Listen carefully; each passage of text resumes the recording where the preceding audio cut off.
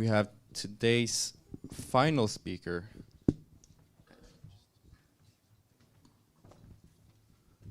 Socrates Papafloratos, I hope I pronounced that right. Welcome up to the stage.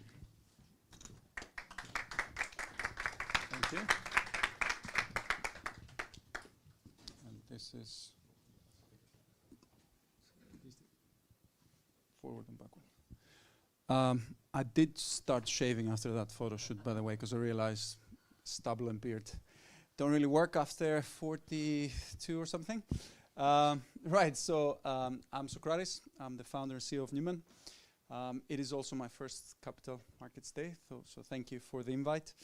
I've been an entrepreneur for the last 17 years.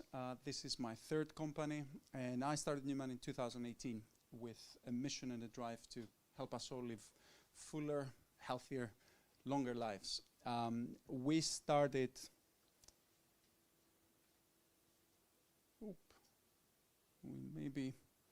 We do have treatments actually that stop things from going too fast, but let me see. Maybe I'll use the buttons. Right, so what Numan is and what Numan does. At its essence, Numan is transforming health. And the way that we do that is we bring together all aspects of kind of the full circle of therapeutic models that exist currently in offline and partially digital markets. We bring together medication, diagnostics, access to clinicians, OTC products, and digital tools to help you take better control of your health. This statement is something that it would have been harder to say when we started the business. It's been there from the beginning, though, from right the first time when we started, right when met Per back at the beginning and Keith in 2018 and 2019. And the way that we got here is we started by the simplest possible points. We started with men's health. We started with conditions that represented a lot of latent demand, conditions that were fairly simple to treat asynchronously, but conditions that for various reasons men did not engage with. Men's health is where we focused right now to a large extent. We do that because we see some of the biggest health engagement gaps exist in men's health. And we saw also the easiest points to get started. Sexual health, erectile dysfunction, premature ejaculation, and hair loss is where we began on a simple e-commerce subscription model at the front end and a quite sophisticated, complex, and deep operation to support those patients from day one. So we now at the point where we moved much further than that, and we'll talk about what we do today, the conditions that we cover, and how we do that. But the way that we're able to deliver this vision, this change, and this impact in our patient lives is because we are a fully integrated healthcare platform and healthcare group. This is a decision that we made really early on when we started the business. We invested in the team, in the regulatory kind of position and framework that we put the business in, and of course the technology platform and data that we started working with from day one. So at the heart of Numan is kind of the technology platform, the data, and all the work that we do around that. But also Numan and VR Health Limited actually is a registered healthcare provider in the UK and Ireland. That means that we employ our own doctors, our own pharmacists, our own nurses, our own clinical professionals. We don't fully work with our in-house staff, but we are able to open up and operate a clinic and a hospital if we chose to do that in the UK. We operate our own pharmacy. This is an acquisition that we made in 2021, which means that we can dispense our own medication, we can procure our own medication, but also, most recently, we can also commission and manufacture our own medication as well. And of course, everything around the user journey and the customer experience from the very first moment that a Numan prospective patient will see one of our adverts on TV, all the way to them having that medication delivered to the home.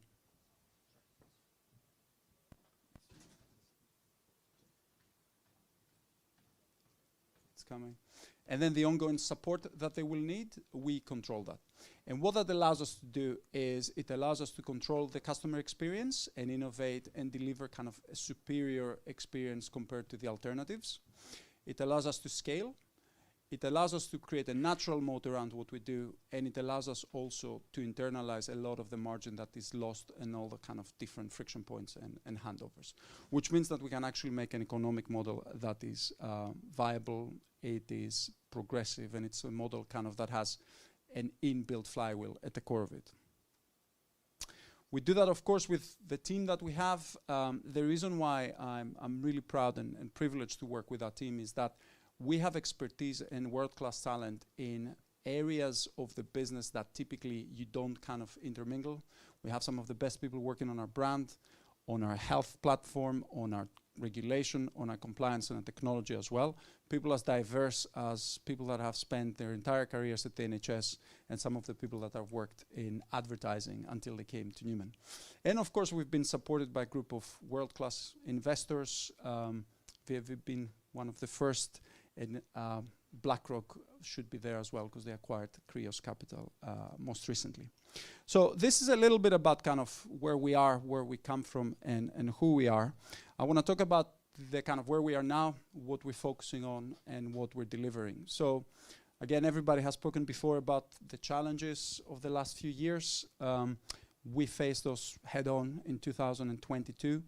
We entered 2023 with a very clear focus of being profitable by the end of the year, while still growing, and doing that through an improved customer experience, improved economics, and of course a rationalized cost base.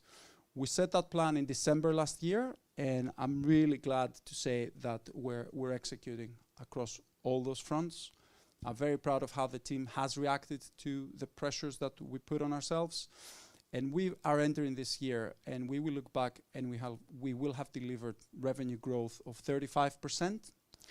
We will have done that while also diversifying the revenue mix by launching multiple new categories. And we will have done that by, when you look at our kind of contribution margin 3, this is the contribution margin after marketing, we will have seen an increase of 400% from where we were last year.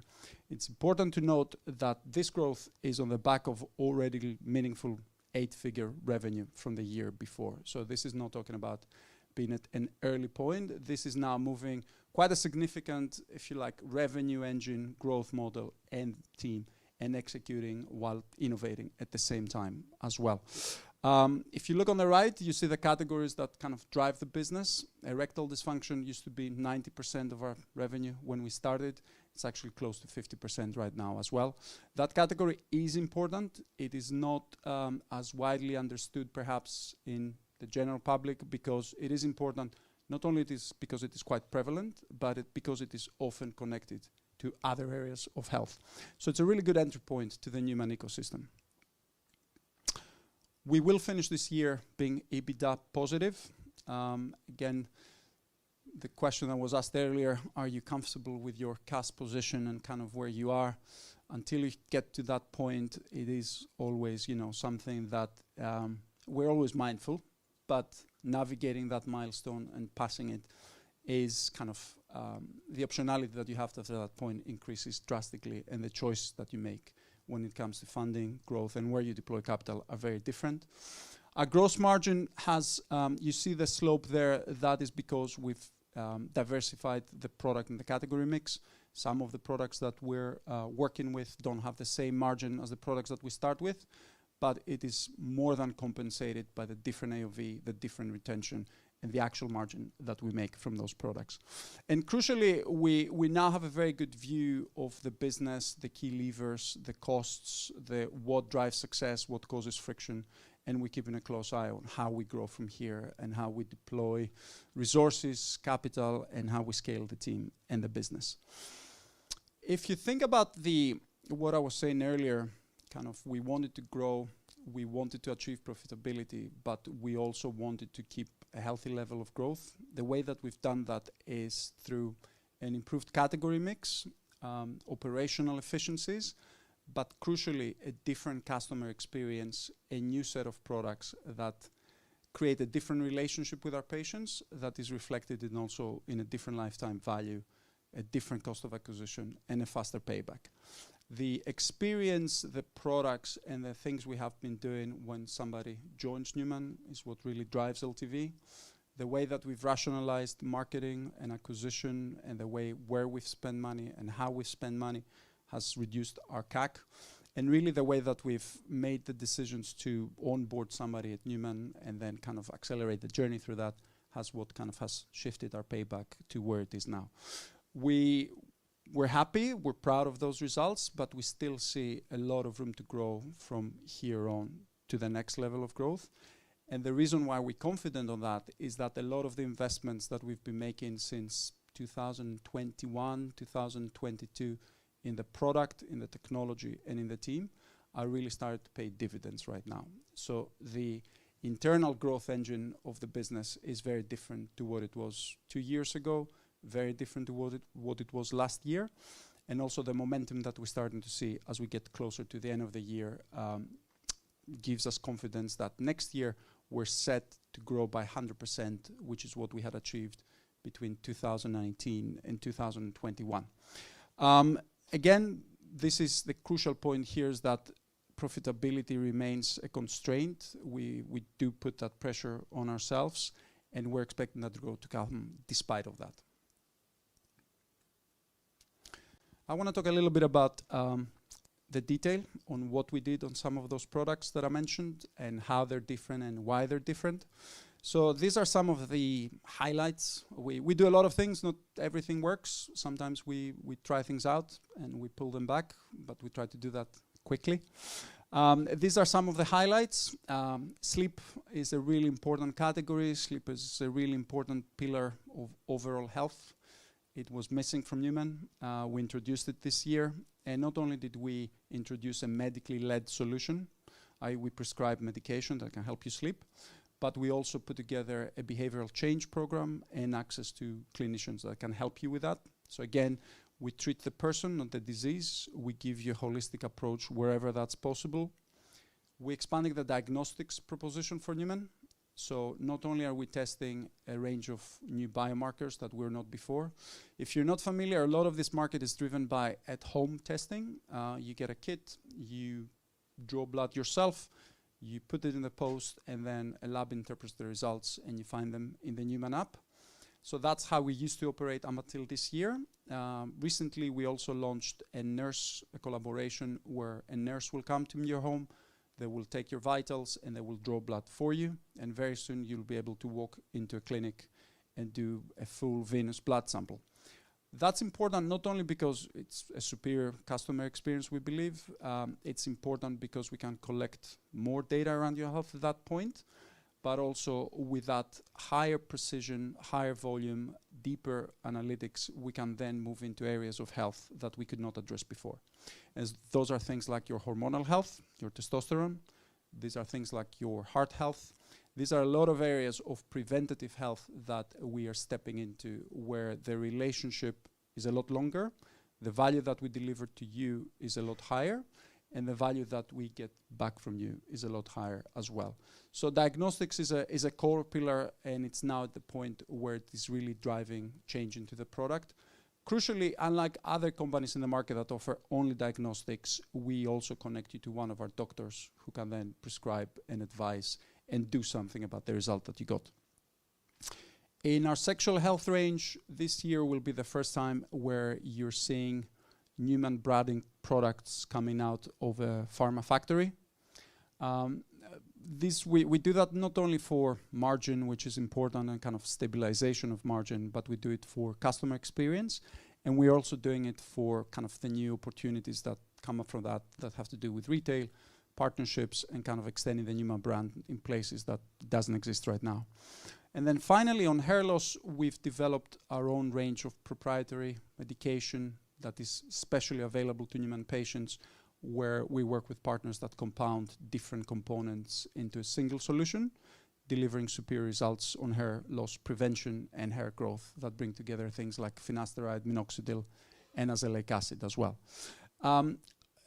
If you plot kind of the arch of where we're going as a brand and as a business, and if you think about the really, if you like, simple 2019 Numan that you could get generic medication from, an online prescription and access to a doctor, you're now in a world where you're having a lot more personalized approach to your health.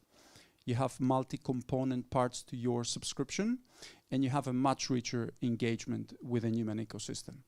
And what is really driving that, what is having the biggest impact in our numbers and in our patients is, of course, weight loss, which I'm pretty sure you've come across the press, you've probably heard of GLP-1s like Ozempic and Wegovy and Mounjaro, perhaps, if you're in the US. This is a new market. It's a relatively new market. It's a market that has existed for the last few years. Medication has existed actually for quite a while.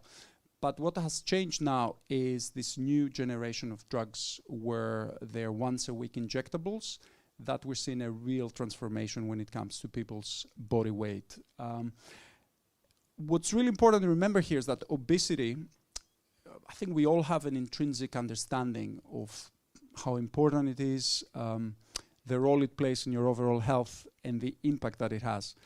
When we start looking into the category, I was blown away about the actual impact of obesity when it comes to your health, the increased prevalence of cancers related to obesity, the increased cardiovascular health, the increased early mortality, and also the level of the crisis. In the UK, 26% of adults are obese right now, and that figure was 13% in 1994, and it's projected, if things don't change, to reach 40% by the end of the decade.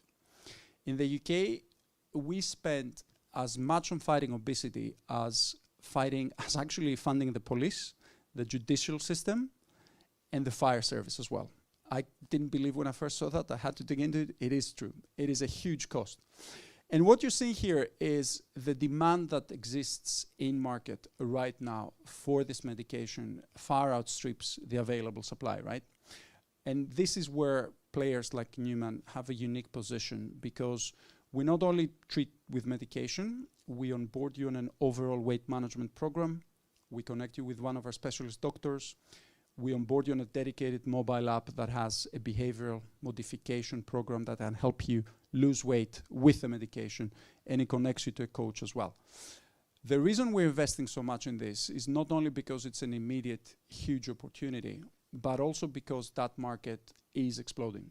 It's predicted to reach 100 billion in sales by the end of the decade. It is now dominated by semaglutide and tirzepatide, but of course you have a number of new medication that is coming to the market, both in injectable and in pill form. And what is going to be most important is the access to the patient, the quality of the customer experience, the brand, and the ability to reach those patients and onboard them, and then offer them a personalized, precision at some point approach to the medication that they need to be using to manage their weight. We've built on everything that we've been investing over the last few years. We saw some really quick update of the proposition. Wegovy launched in the UK last week, and we're really excited about the category now in 2024 and in 2025. Which takes me a little bit to what comes next. So we've been growing in the UK at a very healthy rate. We've been only focused in the UK for now, and we've been only focused on men's health. We treat women as well in a number of areas where that is clinically appropriate, but the brand has always been about men. We are not going to change tack anytime very soon.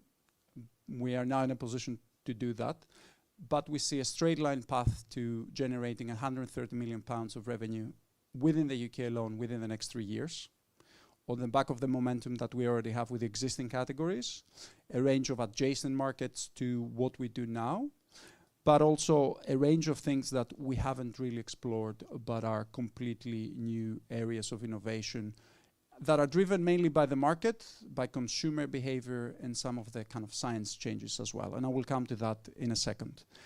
But if I was to summarize, this is the opportunity that we see in the UK with a business as it is, and that is a really healthy, fast-growing, profitable business. But where we see even further room for expansion is taking that model, expanding it further in the UK, growing it internationally, and moving into female health as well. GLP-1s and weight loss create a really opportune timing to do that. They are, if you like, the tip of the spear in some of those markets. We've mapped them out quite well. Operationally, we're ready to do that tomorrow if we wanted it. What we're planning now is to make sure that we enter those markets at the right time, with the right support, with the right availability of kind of stock to support them, with the right team on the ground to be able to scale. Finally, I want to talk a bit about the tailwinds that I mentioned that are driving not just Numan, but the market as a whole. The number here is a little bit old, I have to be honest. Digital health is so broad, and I just said that weight loss is going to be at least 20% of that market and more very, very quickly. But the things that we see as inevitable, right, and the things that drive me, drive the team in building what we're doing, there's a number of factors that are making us live longer but spend longer of our lives in ill health.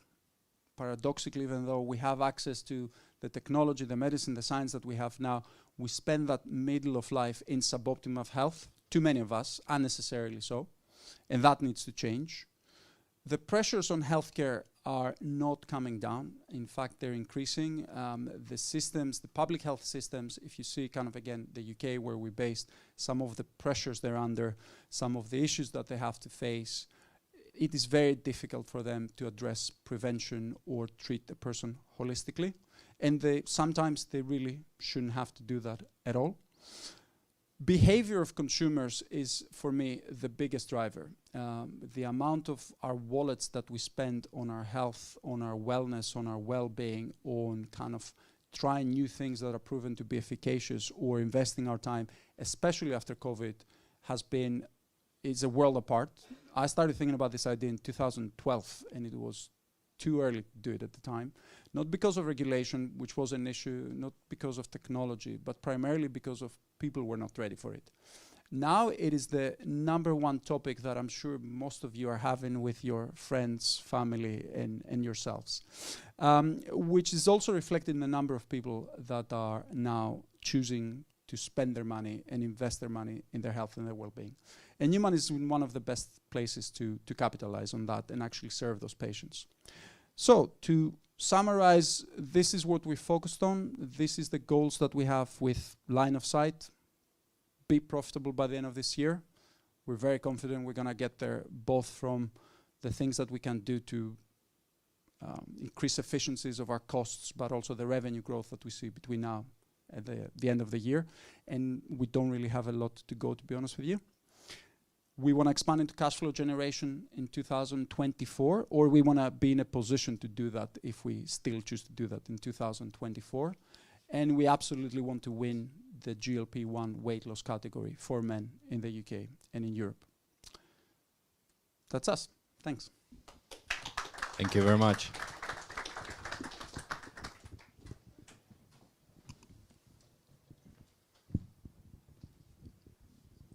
I think we already seem to have a question in the audience here. Thank you very much for that. That was very interesting. I'm curious to learn more about the Numan ecosystem in the context of, if you were to hypothetically do your job so well that people were cured, there'd be no opportunity for upsell or extension on LTV and whatnot. So I just want to get your views on the context of your ecosystem and your product longevity in the context of that. Are you looking to cross-sell users into other products within the Numan ecosystem? Are you happy to see them lost, not necessarily to churn, but to being better? How do you think about that holistically? We actually made that decision explicit in the company a few weeks ago, that we do want to make we want to give you an informed decision to make. And we absolutely do not want to keep you on medication if you shouldn't be on medication and you don't need to be on medication.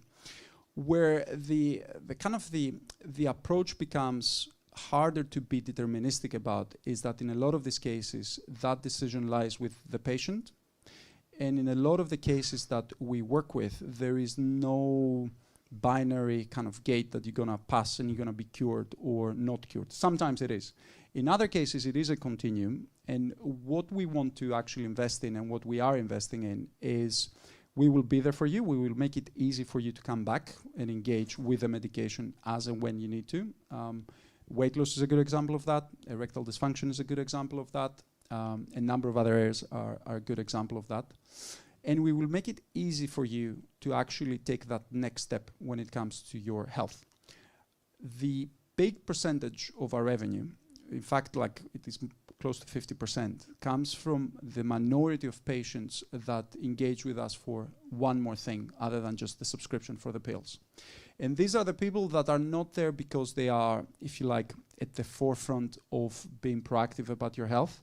These are the people that for the first time are actually engaging in an experience that is delightful, that exposes the ability for them to do those things, and they're taking that first step. And that's, if you like, despite of some of the hoops that we would ask people to jump through, all that stuff is now a lot easier to do, and you see that in the uptake of that. Great. A question from me then. So for someone who doesn't know the pharmacy industry too well, could you walk us through the regulatory landscape in Europe and how that differs between countries, and does it pose a problem to you when you're looking to expand to other countries and markets? It's a problem, it's an opportunity as well. And what I mean by that, there is no pan-European brand and platform that can serve patients in multiple jurisdictions yet. If you look at the components of what we do, the variables are not that many. You need to be able to treat the patient remotely, telehealth. You need to be able to engage with the patient asynchronously, either on the back of a questionnaire. And you need to be able to send medication to somebody's home via the post without a pharmacist delivering them. If those three conditions are true, then you can operate the model that we operate. Now, there are markets that in the UK you can operate that model, in Germany you can operate that model, and those two markets are about 40% of the kind of European healthcare market already. So you've kind of covered a lot of the ground as it is. And then in different jurisdictions you can do different components of that.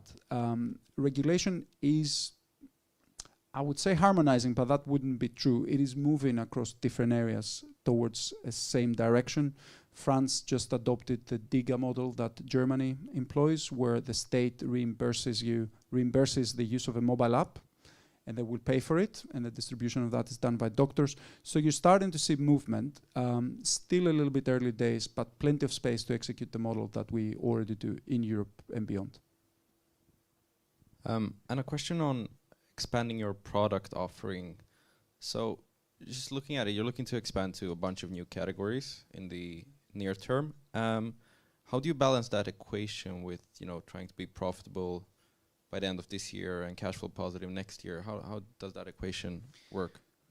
Difficultly is the honest answer. It's the hardest thing we have to do, right? And it's where you kind of try to find the right rhythm for the business. A lot of it does boil down to the people and the talent that you've got. A lot of the constraints, and it is not just having the people in the business, having the right people in the business.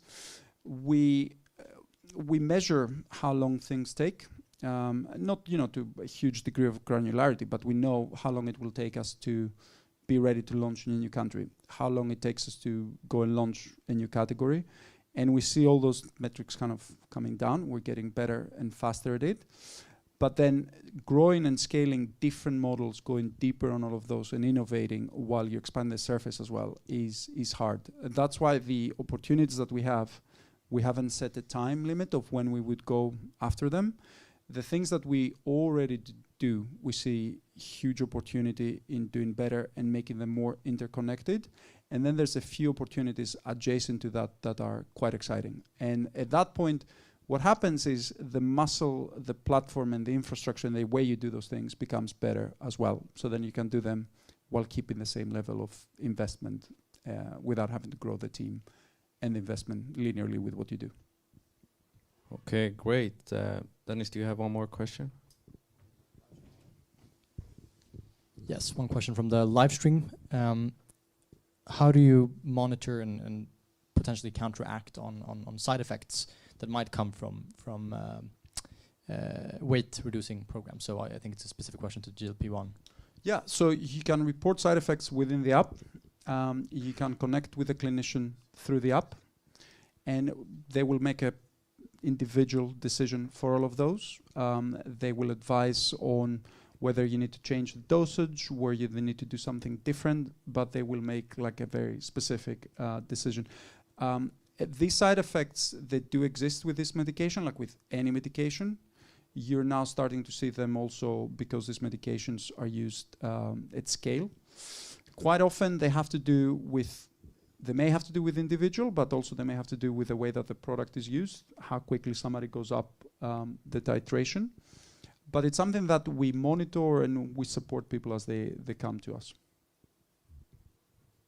Great. I think time is up, actually. So thank you very much, Socrates, for the presentation. Thanks for having me.